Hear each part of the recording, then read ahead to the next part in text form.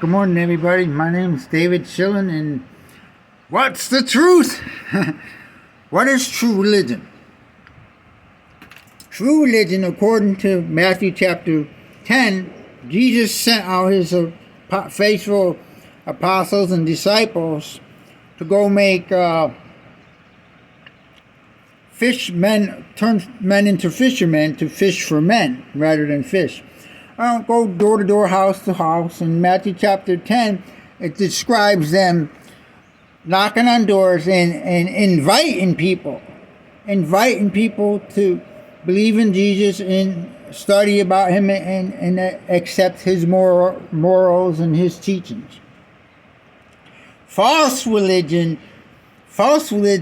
later Constantine, the first emperor of Rome to get involved in Christianity, he created a forceful Christianity. They were no longer knocking on doors, inviting people, giving people a choice and stuff.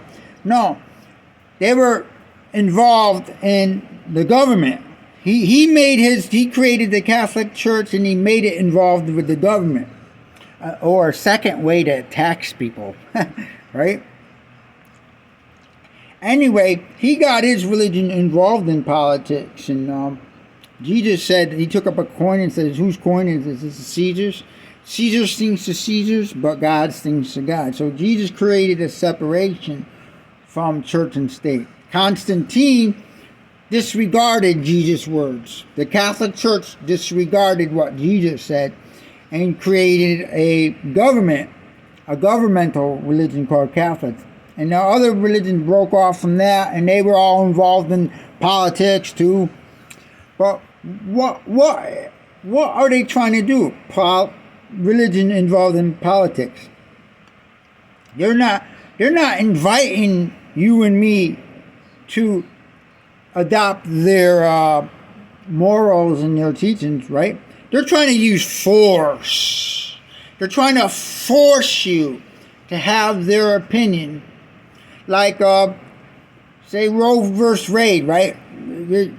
They got their own opinion, but they're not keeping it to themselves.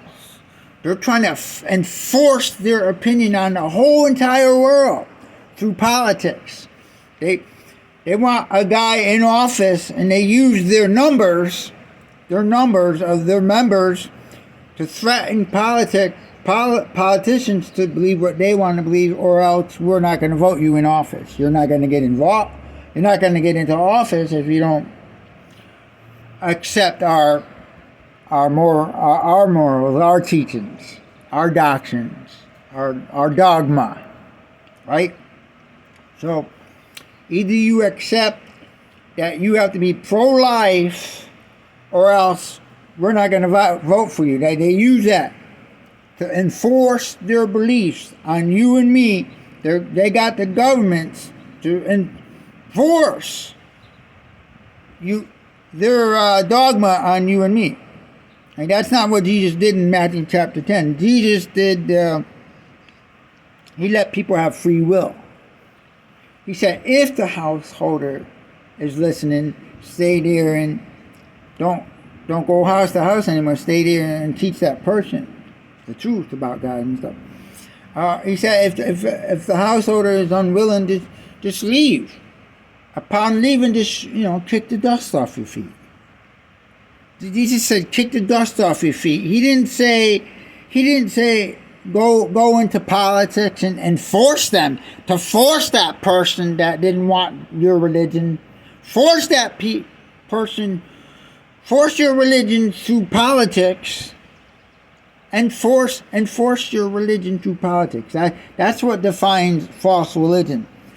God in Revelation 17th and 18th chapter describes false religion as a woman, a prostitute, a harlot, cheating on God. Cheating on God with who?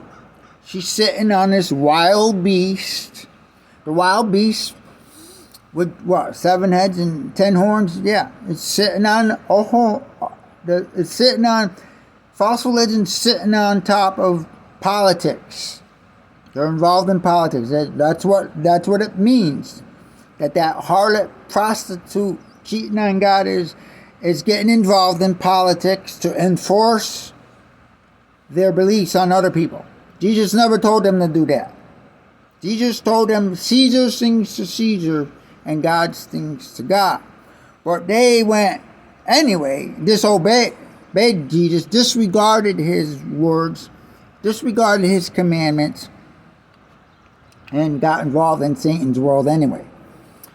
Jesus said something. He said, "You will know my followers if they are no part of the world." Yeah. He commanded his followers, he said, "Remain no part of the world." Or some Bibles say, without spot from the world.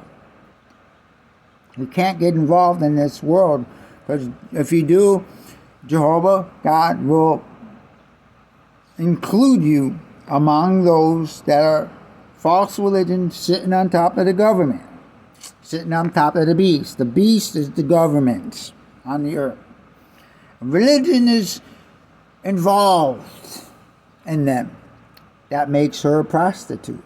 That makes them a harlot, a whore, cheating on God with governmental leaders, right?